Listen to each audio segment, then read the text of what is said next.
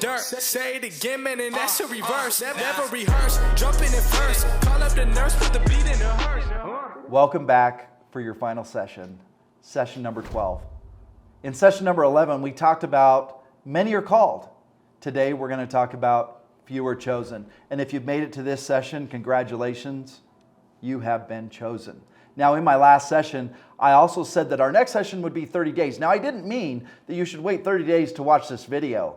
What I meant by that is watch the video, and then in approximately 30 days, you and I are going to have a sit-down one-on-one together, and we're actually going to spend about half the day together. So I'm excited to do that with you as long as you've gotten through everything, and I know you're ready to meet with me. Okay, let's move into it. Few are chosen. You have been chosen. You have been chosen. I want you to understand some things about the universe that we operate in. Now, many of you know what a battery looks like, right? Yeah, it's got a positive charge and it's got a negative charge.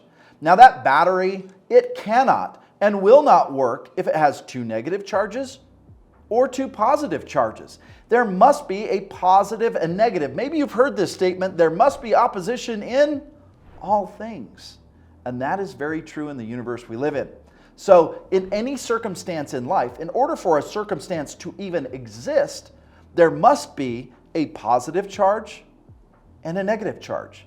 Now, because I understood this universal law, and sometimes we forget it in the moment. I know for me, when I went to prison, the only thing I saw was negative. Like when you think of prison, the only thing you can think of is how negative an experience that is. Not only is it a negative experience, you're generally in there with pretty negative people. And so I had to remind myself of this battery. I had to say, in order for this prison to even exist, there must be a positive. And so what I did is I sat down and I wrote down all the positive things that there could be associated with prison. So I wrote down, one of the things I wrote down was time. All of a sudden I had time. I had lots of time. I had time to read. I had time to think. I had time to study. I had time. What's another positive? Man, I had access to a whole library of books, and because I had this time, I could read. I ended up reading 20 books a month. What were some of the other positives? Well, I was in there with people that were struggling, and as I've mentioned in past coaching sessions, the quickest way to get yourself out of your hole is to help somebody out of theirs. And so while I might have been around negative people in there, I also knew that in order for them to be negative, they can also be positive. And so I looked for opportunities to help them, which ultimately helped me. So I turned what most people would consider a negative experience into a positive one for me. And that's how I got through those 5 years. Now, I want you to understand something. You have unfinished business. You have not completed your purpose, you have not completed your journey, and you definitely have not completed your tasks. You have unfinished business, and it's time that you figure out what that is. Guys, life is so short. You never know what tomorrow brings. And so make sure you are doing everything in your power to do what you have been called to do on this earth, because you are chosen. You are the one. And figure out what that is. Fulfill your contracts. Talk to people. Look for opportunities to serve them. Do not waste your time. The worst thing you could do down here is waste your time. Be focused on your purpose, because you have unfinished business and you have work to do. Now, one of the things that it's important for all of us to understand is we cannot change our past. But what we can change is our perspective about the past. We can't change that. I want you to think back to all the negative things that have happened in your life. And I want you to take the time to figure out the positive in it. I want you to take the time to learn from it, because I promise you, if you haven't learned from those negative things, I got a warning for you. If you don't learn from it today, you're going to have to learn from it again tomorrow. And if you don't learn from it tomorrow, you're going to have to come back here again and do it all over again. So learn today. Change your perspective of the past. Learn from the past so that you don't have to repeat it. If you learn from the past, you will change your future.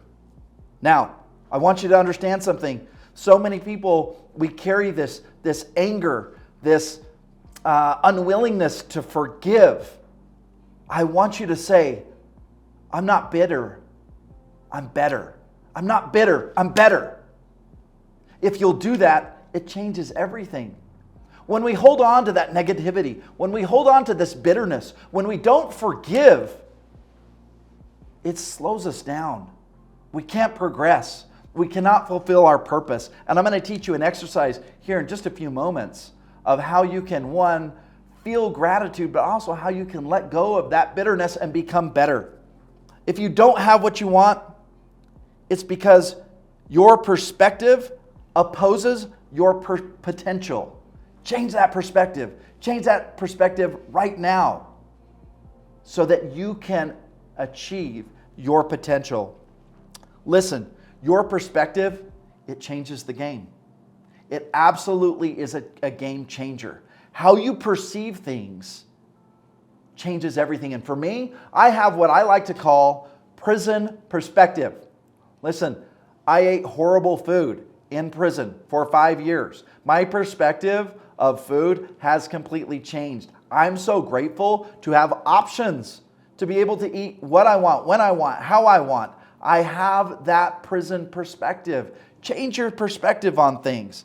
Change your viewpoint. Your viewpoint is either your advantage or it's your assassin. For so many of us, we go through failure. And our viewpoint is, well, I must not be good at this. Well, it must not be meant for me. Well, I guess I don't deserve it. Change your viewpoint. Change your viewpoint. And man, I've learned so many ways how not to sell this thing. Or I've learned so many ways how not to do this thing. Change your viewpoint. What's interesting is we are okay when we go to the gym going to failure. We're okay. We go there and the whole purpose is to fail, to go to failure. But are we willing to do that with life? We should be. Because if we're willing to go to failure, that's how you learn. That's how you become the one. Everything rises and falls based on your viewpoint. Let me share an analogy with you. For so many of us, when we see clouds and we see rain, we think of depression. But if we change our viewpoint and we say, hey, those clouds and that rain actually makes the grass grow. The grass can't grow without those clouds and without that rain. Neither can the roses bloom or blossom without that rain and without those clouds. So there are negative things that happen in our life that are necessary. In fact, they must happen in order for your grass to grow or your roses to bloom. Now, your circumstances are not indicative of your future. Who you have been does not mean that's who you will be if you change today. So don't let your past hold you up. Now, here's some exercises that I'd like to do with you to overcome your past. Now, I love music, as you guys know, and music for me kind of helps me emotionally connect. So I'm going to pull up a song. I go through this exercise every morning. You can use this exercise, and I'm going to show you. Tony Robbins calls it priming, but it's a way to express gratitude for certain moments in time, for certain memories that you're holding on to. Now, you can use this same method to remember those certain memories, identify the positives, things, grudges you might be holding, identify the situation, and then figure out a way to let it go. So the song that I like to listen to is called Iridescent, and it's by Linkin Park. And he talks about, and I think we've all felt this way, he says, do you feel cold and lost in desperation? You'll hear the song. And I think we've all felt that way. But he talks about letting it go. And I know for me, during those 5 years, I struggled. There were days when, man, I thought my life was over. And I had to go through this exercise. It's an exercise that I'm going to go with you, and I'm going to share a memory. And I'm actually going to show you the video of that memory because I happened to record that memory. So come with me on this journey. You ready? Close your eyes. I want you to take a big deep breath in through your nose. I want you to hold it. And I want you to let it out.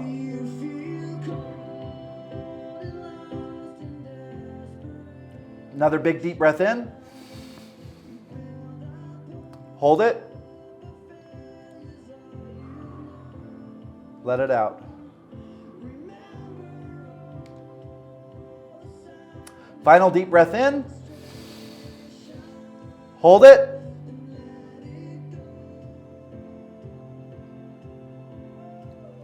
And let it go. Okay. I want you to find a moment in time, a moment in your memory, in your life, where you felt the most love, the most gratitude, where you had the fullest of thankful heart that you could possibly imagine. Find that memory with me. Can you find it? I found my memory. It's June 30th, 2020. I'm at a Cracker Barrel with my mom and dad. I just got out of prison. And I was waiting to see my kids for the first time in 5 years. I'm sitting there as they're arriving. I'm watching them. They don't see me. They're walking up. They just think they're going to breakfast with Grandma and Grandpa. And then I see my daughter. She sees me. She comes running to me and she says, "Daddy." And she throws her arms around me. And I give her the biggest hug. And then I see my son Jet. And I give him a big hug. And then my son Gray. And then Cage, he says, "Is that Dad?" And I give him a hug. And I'm so grateful for my freedom. I'm so grateful to be with my kids.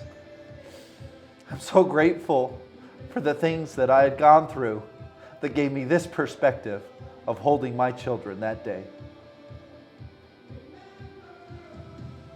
That's my memory. Go through this process. Find that memory. Find that memory and hold on to that memory and remember that memory. Have gratitude in your heart. You can do this same exercise if it's about letting things go. If it's about dealing with things from your past that you haven't let go of. I promise you this, that in order to move forward, you must move past your past. You must let go. Let go of those anchors in your life. Let go of the people that have harmed you. Forgive them. Reach out to them. Let them know that you hold no more grudge. Forgive them. Forgive them today. Be free from all of those things. When you free yourself from that, then you can feel true love. You can feel true gratitude. And you can move forward. Okay, I got a final warning for you.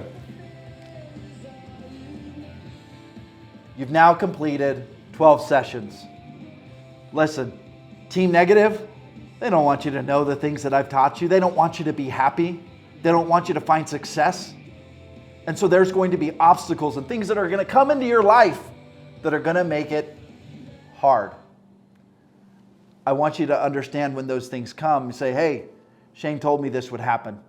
Learn from them. Find the positive in your failures. Find the positive when life gets a little hard. Find the meaning behind all the things that are happening to you. Okay, your action items here are going to be this. I want you to reach out to me or my assistant, Hannah.